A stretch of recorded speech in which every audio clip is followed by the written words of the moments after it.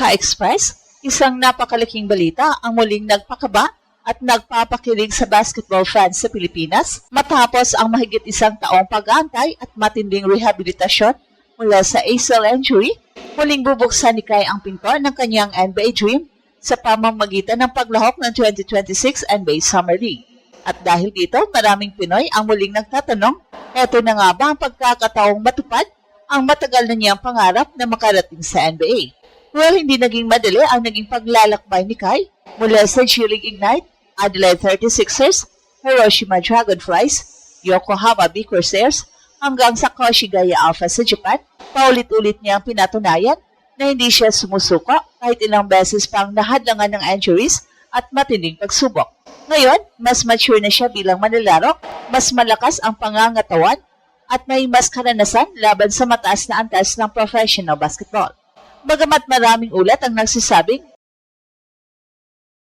may interest mula sa isang NBA Summer League team, mahalagang tandaan na ang pinakamahalagang layunin ngayon ay may pakita ni Kai na ganap na siyang handa makipagsabayan matapos ang kanyang pagbabalik mula sa injury. Ang Summer League ang magiging pinakamalaking audition niya sa harap ng mga NBA executives, coaches at scouts.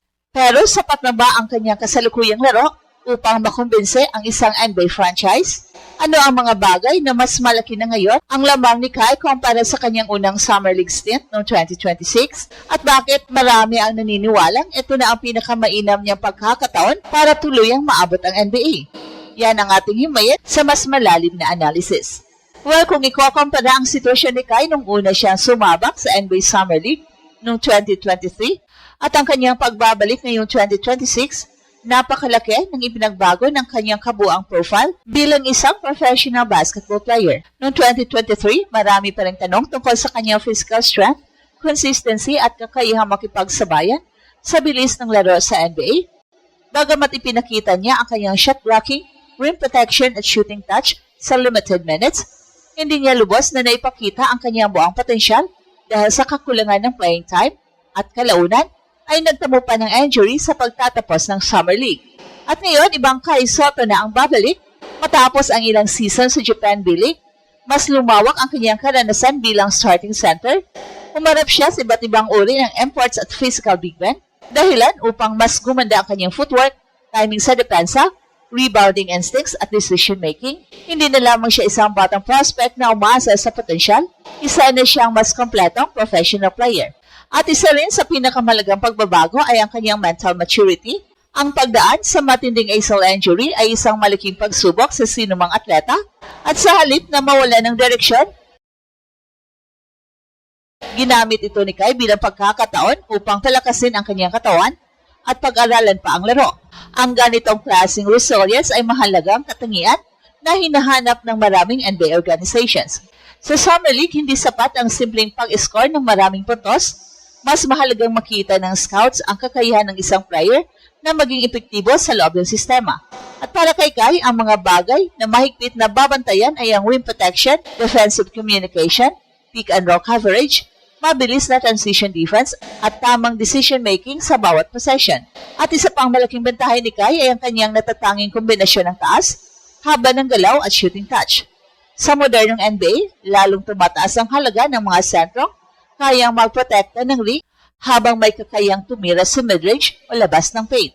Kapag naipakita niya ang consistency sa mga aspetong ito, maaari siyang maging kaakit-akit na developmental prospect para sa isang NBA franchise. Gayunpaman, hindi magiging madali ang laban. Ang NBA Summer League ay puno ng mga first-round picks, undrafted standouts at mga veteranong naghahabol din ng roster spot. Bawat minuto sa court ay parang job interview. Isang magandang laro lamang ang maaring magbukas ng bagong opportunity, pero ang consistency sa bawat pagkakataon ang tunay na susukat kung gaano kalapit si Kai sa katuparan ng kanyang NBA dream. At habang papalapit ang 2026 NBA Summer League, isang bagay ang malinaw, hindi na ito simpleng pagkakataon para lamang makalaro si Kai. Ito ay pinakamahalagang audition ng kanyang buong professional career. Sa puntong ito, hindi na hinahanap ng NBA ang potential lamang. Ang nais makita ng mga coaches, scouts at general managers ay kung handa na ba siyang magbigay ng agarang kontribusyon sa isang organisasyon. Malaki ang ipinagbago ng NBA sa nakalipas na ilang taon. Mas mabilis ng laro, Mas maraming kuponan ang gumagamit ng 5-out offense at halos lahat ng posisyon ay inasang marunong dumepensa sa iba't ibang sitwasyon. At dahil dito, ang isang traditional center ay kailangang maging versatile upang magkaroon ng chances sa rooster. At dito pumapasok ang mga pangunahing lakas ni Kai. Sa taas niyang 7'3", natural na sandata niya ang rim protection, pero hindi lamang blocks ang tinitingnan ng mga scouts. Mahalaga ring makita kung gaano siya kahusay magbasa ng pick and roll, kung gaano kabilis siyang makabalik sa depensa, at kung paano niya kinokontrol ang defense spacings ng buong kupunan. Ang communication sa depensa at tamang rotations ay kasing halaga ng mismong shot blocking. Sa opensa naman, hindi kailangang maging top scorer si Kai upang mapansin.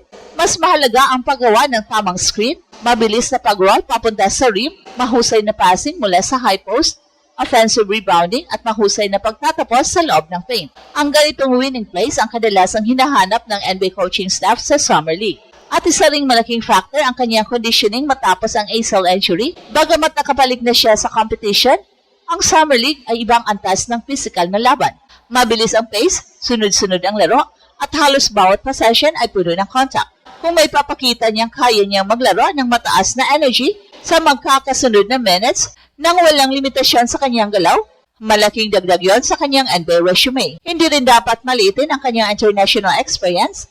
Ang paglalaro sa Australia at Japan ay nagbigay kay Kai ng exposure laban sa mga veteranong imports at national team players. Natuto siyang makipagbuno sa mas malalakas na kalaban, mag-adjust sa iba't ibang coaching system, at maglaro sa ilalim ng pressure. At para sa Pilipinas, ang pagbabalik ni Kai sa NBA Summer League ay higit pa sa personal na pangarap. Isa itong simbolo ng patuloy na pag-asenso ng Philippine basketball sa international stage. Milyong-milyong Pinoy ang muling sumusubaybay sa bawat minuto ng kanyang laro. Umaasang makita ang unang homegrown Pinoy na makakuha ng regular na pagkakataon sa NBA. Pero kasabay ng excitement ay ang paalala na ang Summer League ay simula pa lamang, at kung maganda ang kanyang maipapakita na performance, wala pa rin garantiya ng NBA contract. Gayunpaman, ang isang mahusay at consistent na kampanya ay maaaring magbukas ng maraming pinto. Training camp invitation, Exhibit 10 contract, two-way opportunity o mas malaking interest mula sa mga NBA organizations. Pero sa huli, ang pinakamahalagang laban ni Kai ay hindi laban sa isang particular na kupunan o manlalaro.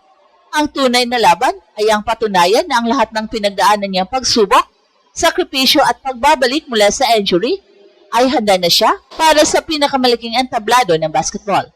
At ito ang Express Info kung saan bawat kwento ginulat ang mundo. Don't forget to like and subscribe.